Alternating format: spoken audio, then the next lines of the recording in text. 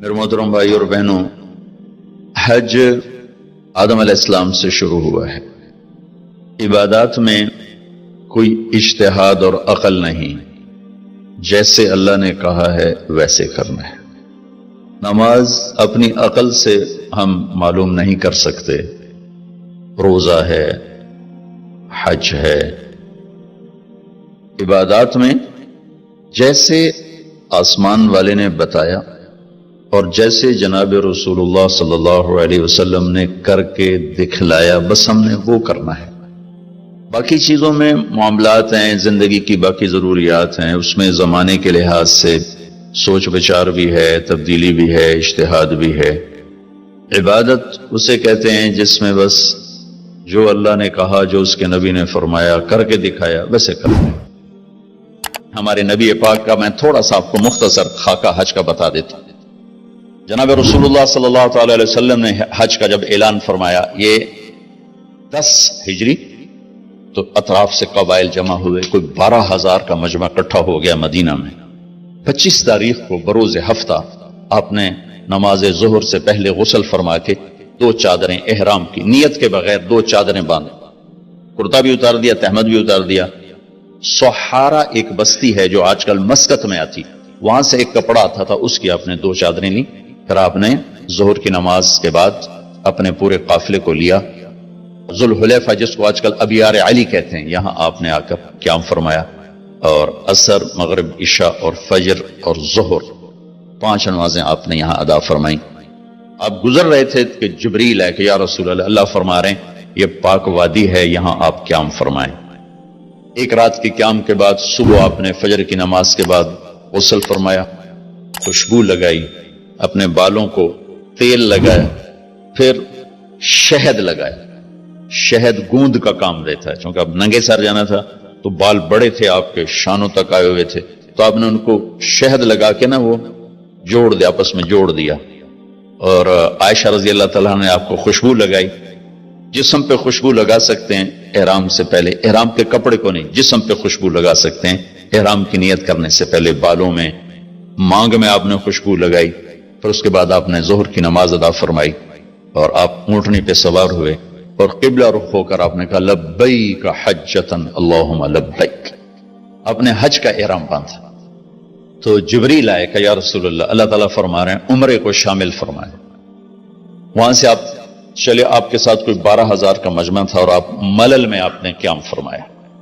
ملل سے نکلے اور روحا میں پہنچے۔ روحا میں کنواں ہے، وہاں 70 نبیوں نے قیام کیا ہے حج کے دوران، حج پر جاتے اور آتے ہوئے۔ وہاں آپ نے بھی قیام فرمایا، رات بھی ٹھہرے۔ روحا سے چل کر آپ آثایا پہنچے، آثایا سے عرج پہنچے، عرج سے ابوا پہنچے۔ ابوا پہنچے تو سامنے بستی تھی جہاں آپ کے سارے انتظام کیے گئے تھے رہائش کے، اور یہ قافلہ 12,000 کا 60-70,000 کا ہو چکا تھا۔ تو ابوا میں آپ کی والدہ کی قبر ہے، حضرت آمنہ رضی اللہ تعالیٰ عنہ کی قبر مبارک ہے۔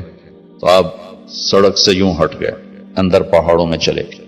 اکثر مجمع تو نیا تھا، انہیں نہیں سمجھ میں آیا کہ اللہ کے نبی اندر کہاں جا رہے ہیں۔ چندے کو پتا تھا کہ آپ کہاں جا رہے ہیں، تو آپ چلتے چلتے چلتے چلتے چلتے ایک جگہ اپنے اونٹنی کو بٹھایا، کوئی وہ 70-80 فٹ اونچا پہاڑ ہے، تو وہاں سے آپ اوپر چڑھے۔ یہ اپریل کا مہینہ تھا اور ماں کی قبر کے سرانے تشریف لائے، اور یوں اپنے گھٹنے اٹھائے اور ہاتھ یہاں رکھے اور سر یہاں دیا، یہ پوزیشن بنائی جیسے چھوٹے بچے بناتے، اور پھر جوں سرہانے بیٹھ کے رونا شروع کیا۔ صدمہ تو چند دنوں بعد بھول جاتا، میں اب اپنی ماں کے یاد میں رونا بھی چاہوں تو رونا نہیں آتا، اپنے باپ کی یاد میں رونا بھی چاہوں تو رونا نہیں آتا۔ اور میرے نبی کو 57 برس گزر چکے تھے ماں کے گئے ہوئے، تو وہ 57 سال پرانا درد ابھی زخم بھرا نہیں۔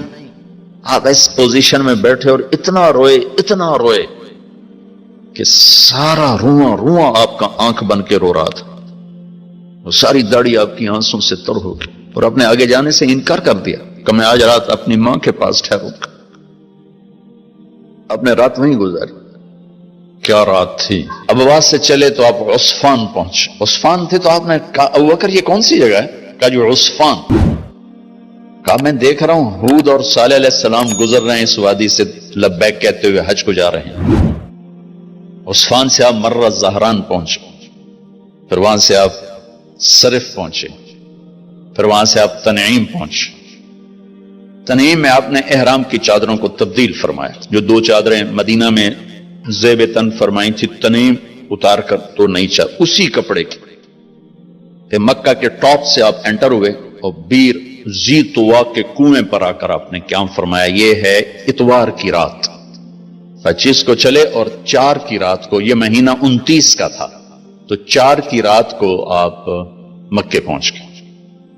اور اتوار کو صبح آپ نے غسل کیا، خالی پانی بہایا اور عمرہ کے لیے تشریف لے گئے۔ صفا مروہ کی طرف سے آپ پہنچے، بابو بنی شیبہ کے سامنے آپ نے اونٹنی کو بٹھایا تو بنو ہاشم خاندان کے بچے آ گئے، ان سب کو ملے، کئیوں کو اونٹنی پہ بٹھا لیا، کئیوں کو پیار کیا، گلے لگایا، پھر ان سب سے ہو کر بابو بنی شیبہ، یہ بابو بنی عبد مناف تھا، آپ کے خاندان کا دروازہ تھا، اس سے آپ انٹر ہوئے، اور جب آپ فارغ ہوئے تو بابو بنی مخزوم سے آپ باہر نکلے۔ آپ نے جاتے ہی حجر اسود کا بوسہ لیا، پھر سجدہ کیا، پھر بوسہ لیا، پھر سجدہ کیا، پھر بوسہ لیا، پھر سجدہ کیا، پھر آپ رونے لگے، بہت روئے۔ اس کے بعد آپ طواف شروع فرمائے۔ تیسرے یا چوتھے چکر میں آپ نے پانی بھی پیا، اور حضرت عمر سے فرمایا کہ عمر حجر اسود کے بوسے پہ لڑائی نہ کرنا، جگہ ملے تو لے لینا، جھگڑا نہ کرنا۔ جیسے ہمارے نادانی میں لوگ وہاں عورتیں بھی ایسی حماقت کرتی ہیں کہ ایک سنت عمل کے لیے فرض چھوڑ دیتے کہ مرد عورت کا یوں آپس میں اختلاط، یہ اس سے بچنا فرض ہے، اور وہ ایک سنت کے لیے گھس رہی اور لڑائی جھگڑے فساد، قریب بھی نہیں جانا چاہیے۔ اللہ کے نبی نے استلام کیا، جب رش ہو گیا تو آپ کے پاس ایک لکڑی تھی، وہ دور سے یوں لکڑی کو لگا کر اور اس کا بوسہ لے لے۔ پہلا آپ نے بوسہ لیا، اس کے بعد رش ہو گیا تو پھر آپ نے ہر دفعہ بوسہ میں ایک دفعہ بوسہ لیا، اس کے بعد آپ کے پاس ایک لکڑی تھی، اس لکڑی کو آپ یوں چھوتے تھے اور حجر اسود کو اور اس کا بوسہ لے لیتے تھے۔ بوسہ صرف ایک دفعہ، پھر جب آپ نے 2 نفل پڑھ لیے اور تشریف لے گئے صفا مروہ کے لیے تو پھر حجر اسود کا بوسہ لیا اور آپ نے جا کر صفا مروہ پہ 7 چکر پورے کیے۔ بعض روایت میں ہے کہ 3 چکر پیدل کیے، پھر مجمع زیادہ ہو گیا تو 4 اونٹنی پر بیٹھ کر گیا تاکہ لوگ دیکھ لیں۔